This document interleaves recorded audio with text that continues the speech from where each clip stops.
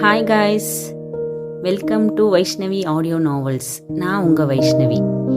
இன்னைக்கு நம்ம கேட்க போகிற கதை காதல் மட்டும் இல்லை, மனசை தொட்டுருக்கும் ஒரு பயணம். உன் அருகில் உருகும் நான். இந்த கதையை முழுசாக கேளுங்க, உங்கள் மனசில் யாரோ ஒருத்தர் கண்டிப்பாக நினைவுக்கு வருவாங்க. வாங்க கதைக்குள்ளே போகலாம். சாப்டர் 16. தூரமாகிறாயா?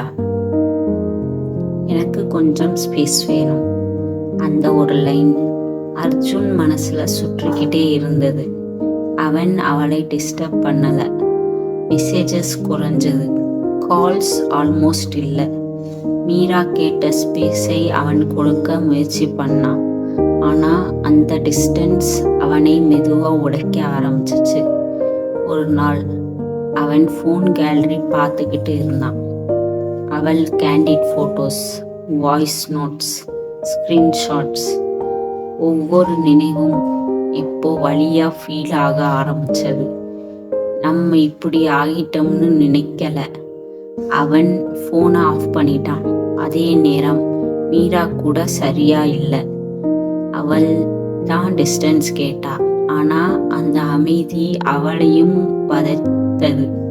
ஒரு மெசேஜ் அனுப்புனான்னு தோணுச்சு. மிஸ் யூ டைப் பண்ணினா, ஆனால் சென்ட் பண்ணலை. இப்போ பேசினா, மீண்டும் வீக் ஆகிடுவேன். அவள் மனசு பயந்தது. மழை நாள். அர்ஜுன் தனியா அந்த பேருந்து நிறுத்தத்துக்கு வந்தான். அது இப்போ அவர்களோட நினைவுகளாக நிறைஞ்ச இடம். அவன் அங்கே நின்னான். அவள் இல்லாம மழை விழுந்துச்சு. அந்த நேரம் தூரத்துல ஒரு ஃபெமிலியர் ஃபேஸ், மீரா. அவளும் அவனை பார்த்துட்டா. இருவரும் சில செகண்ட்ஸ் அப்படியே நின்னாங்க. முன்னாடி இருந்த ஓடி வந்து பேசியிருப்பாங்க. இப்போ அந்த டிஸ்டன்ஸ் அவர்களை அப்படியே நிறுத்துச்சு. மீரா மெதுவா அருக வந்தா. ஹாய். அந்த வேர்ட் கூட அந்நியமா தோணுச்சு. ஹாய். சில செகண்ட் சைலன்ஸ். நீங்க சரியா இருக்கீங்களா? அவள் கேட்டா. அவன் சிரிக்க முயற்சித்தான். நீ கேட்ட ஸ்பேஸ்ல இருக்கேன். அந்த பதில் அவளை ஹர்ட் பண்ணுச்சு. அர்ஜுன், நான் உன்னை ஹர்ட் பண்ணிட்டேனா? அவன் உடனே பதில் சொல்லலை. அந்த சைலன்ஸ் அவளுக்கு கில்ட்டா ஃபீல் ஆச்சு.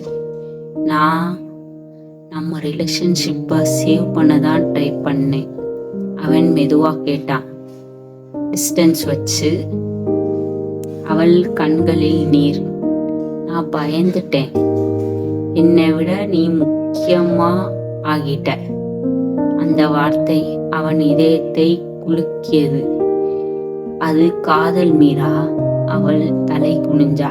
ஆனா அது என்ன பலவீனமா ஃபீல் பண்ணுச்சு. மழை அதிகமா விழுந்துச்சு.